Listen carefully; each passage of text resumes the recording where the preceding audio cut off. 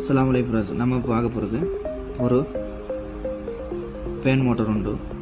அதாவது எக்ஸோஸுக்கு அதிகமாக யூஸ் பண்ணுற பேன் மோட்டர் உண்டு. இது பேசிக்கலாக வரும் 110 கரண்ட்டு. அந்த 110 கரண்ட்டை நம்ம 110 மோட்டரை எப்படி 220 மாற்றி சப்ளை கொடுக்குறேன்ட்டு பார்ப்போம். நீங்கள் இந்த மோட்டர் லோகோவை பார்த்தீங்கன்னா, ஸ்டிக்கரை பார்த்தீங்கன்னாலே உங்களுக்கு புரியும்.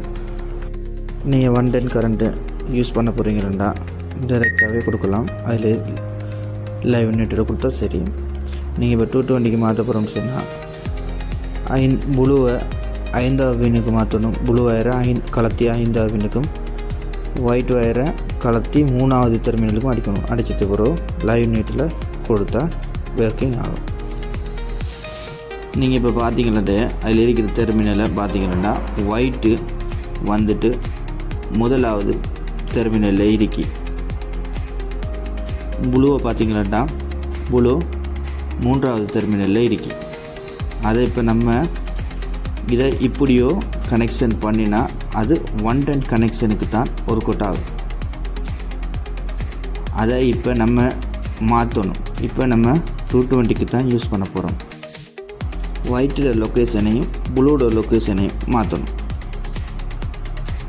புளுவை 3வது பின்னிலிருந்து கலத்தி அதை 5வது பின்னுக்கு மாற்றணும். அதே போன்று ஒயிட்டை 1வது பின்னில் இருந்து கலத்தி 3வது பின்னுக்கு மாற்றணும்.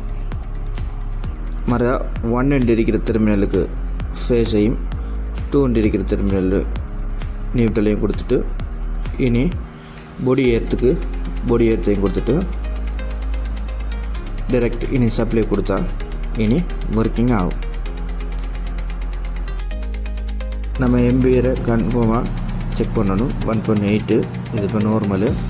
இது 8 எம்பியர் எடுக்கும்போன்னா இது 110லேயே மாற்றப்படாமக்கு, வயர் மாற்றப்படாமக்கு ஒர்க்கிங் ஆகுதுன்னு அர்த்தம்.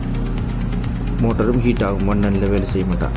நம்ம 110 கரண்ட்டுக்கு பதிலாக 220 கொடுத்தோம்னா அது என்ன செய்யும், 220 டைரெக்டாக